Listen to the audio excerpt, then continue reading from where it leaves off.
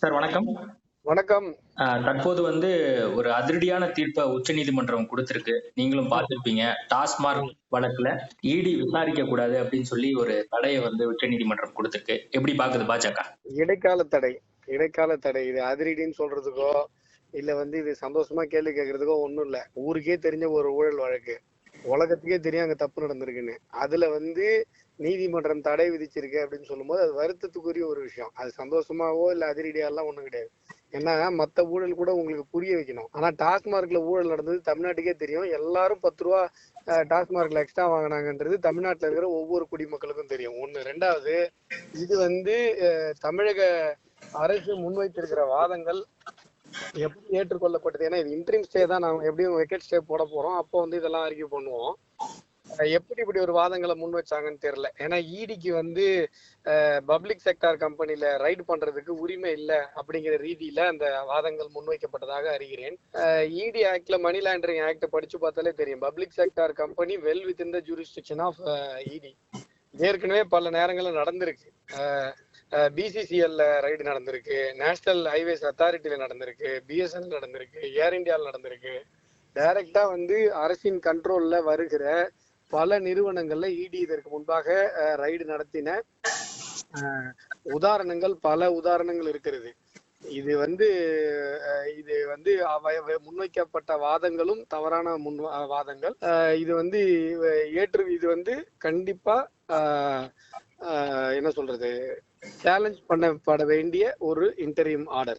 Challenge பண்ணணும். அது மட்டும் இல்லாம இது ஒரு இடைக்கால தடை, சந்தோஷப்படுறதுக்கு எதுவும் இல்லை அப்படின்னு சொல்றீங்க. ஆனா நீதிபதிகள் சொன்ன கருத்து மிக முக்கியத்துவம் வாய்ந்ததா பார்க்கப்படுது. இப்ப தனிநபர்கள் மீது விதிமீறலுக்கு ஒரு நிர்வாகத்தின் மீது நடவடிக்கை எடுப்பதா அப்படின்னு கேள்வி கேட்கிறாங்க. அதுக்கு தாங்க இவ்வளவு உதாரணம் சொன்னேன். எப்படி நீங்க கேட்பீங்க? நேஷனல் ஹைவேஸ் அத்தாரிட்டியில ரைடு பண்ணாங்களா இல்லையா?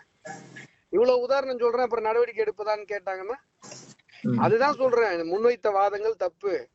இது நீங்க இடிக்கு ஒரு பப்ளிக் செக்டார் கம்பெனிக்குள்ள போய் ரைடு பண்றதுக்கு பவரே இல்லைன்னு சொல்றதே முதல்ல ஏற்றுக்கொள்ள முடியாத ஒரு வாதம். அதனாலதான் சேலஞ்ச் பண்ணுங்கிறேன். நடக்கிறது சட்டத்தின் ஆட்சி சார். Rule of law. சட்டம் என்ன சொல்லுதோ அதான் சேலஞ்ச் பண்ணணும்னு சொல்றேன். இப்ப உங்களுக்கு தெரியாதா டாஸ்மார்க்ல ரூ. 10 எக்ஸ்ட்ரா வாங்கினாங்கன்னு தெரியாதா? சங்கருக்கு தெரியாதா? அப்புறம் எதுக்கு அப்புறம் ஊருக்கே தெரிஞ்ச ஒரு ஊழல் நீதிமன்றம்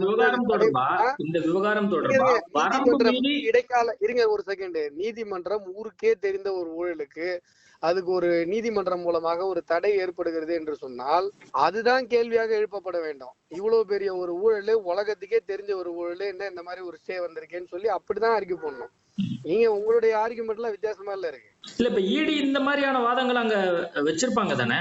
வைப்பாங்க சார், வைப்பாங்க. இப்பதானே ஸ்டே கொடுத்துருக்காங்க. வெக்கேட் ஸ்டே பெட்டிஷன்ல வைக்கதான் போறாங்க. அப்படியே விட்டுட்டு போயிடுவாங்களா?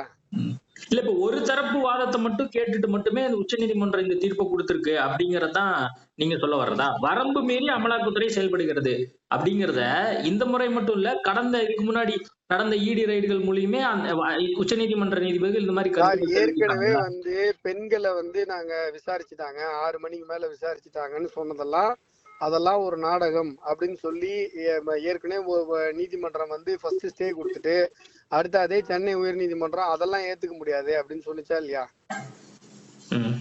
முதல்ல ஏத்துக்குச்சு சார். முதல்ல பெண் டாஸ்மார்க் ஊழியர்களை என்கொயரி பண்ணாங்க அப்படின்ற அந்த வாதத்தை ஏத்துக்குச்சு, ஸ்டே கொடுத்துச்சு. அதே சென்னை உயர் நீதிமன்றம் திருப்பி அந்த வாதத்தை ரிஜெக்ட் பண்ணுச்சு.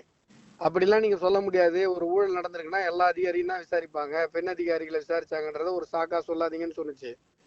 அதனால நீதிமன்ற கருத்துக்கள் மாறுவதை நம்ம பல நேரங்கள்ல பார்த்திருக்கிறோம். பட் இது ஊருக்கே தெரிந்த ஒரு ஊழல். இதுல முரண்பாடு கிடையாது. இது அன்டிஸ்பியூட்டட் கொஸ்டின் ஆஃப் ஃபேக்ட்ஸ். இந்த ஊழல் தமிழகத்தில் இருக்கிற ஒவ்வொரு குடிமகனுக்கும் தெரிந்த ஒரு ஊழல். குடிமகன்னா சிட்டிசன், புரியுதா? அதனால ஒரு ஊருக்கே தெரிஞ்ச ஒரு ஊழல் நீதிமன்றம் மூலமாக ஒரு தடை ஏற்படுகிறதுன்னு சொல்லும்போது இப்ப ஊழலுக்கு எதிராக பேசுறவங்க என்ன பேசணும்? இது ஒரு பிஜேபி டிஎம்கேன்னு பாத்துட்டு இருந்தா ஊழலுக்கு எதிராக எப்ப பேச போறீங்க? ஈடிங்கிறது ஒரு அட்டானமி அமைப்பு சார். ஈடி அதிகாரிகளுக்கு எல்லாம் நம்ம வரிப்படத்துல தான் சார் சம்பளம் தராங்க. அவங்க வேலையை அவங்க பாக்குறதுக்கு தான் அவங்களுக்கு சம்பளம் தராங்க. இதுதான் அவங்க வேலை. திமுகவினர் இந்த விவகாரத்துல என்ன சொல்றாங்க, இந்த மாதிரி ஊழல் நடக்கிற இடத்தெல்லாம் போய் பாஜகவின் பிடியில தான் ஈடி இருக்கு, அவங்க தான் இதை ஆட்டி படைக்கிறாங்க அப்படின்னு சொல்லி ஆர்.எஸ். பாரதி போன்றவர்கள் சொல்றாங்க. நம்மளுடைய நிகழ்ச்சியிலுமே அவர் அதை சொல்லியிருக்காரு. என்ன சொல்றாரு?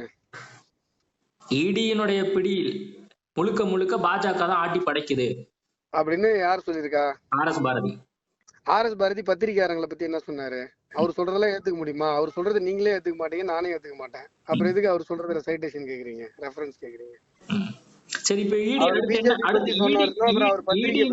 ஈடியினுடைய அடுத்த நடவடிக்கை எப்படி இருக்க போகுது? அடுத்த மூவ் எப்படி இருக்க போகுது? அது இதுல ஒண்ணும் இல்லைங்க. இதுல வந்து நான் தான் சொல்றேனே, fit case to challenge this interim order. இது வந்து சேலஞ்ச் பண்ண வேண்டிய ஒரு இன்டரிம் ஆர்டர். ஏன்னா ஏற்கனவே பல உதாரணங்கள் இருக்கிறது. மணி லாண்டரிங் ஆக்ட்ல ரொம்ப தெளிவா சொல்லியிருக்கு. நீங்க வந்து அதிகாரியை மட்டும் விசாரி, நிறுவனத்தை விசாரிக்க கூடாதுன்னா நிறுவனத்துக்குள்ள போகாம அந்த அதிகாரி எப்படி விசாரிக்க முடியும்? ரோட்ல டீ கடையில நின்று விசாரிப்பாங்களா?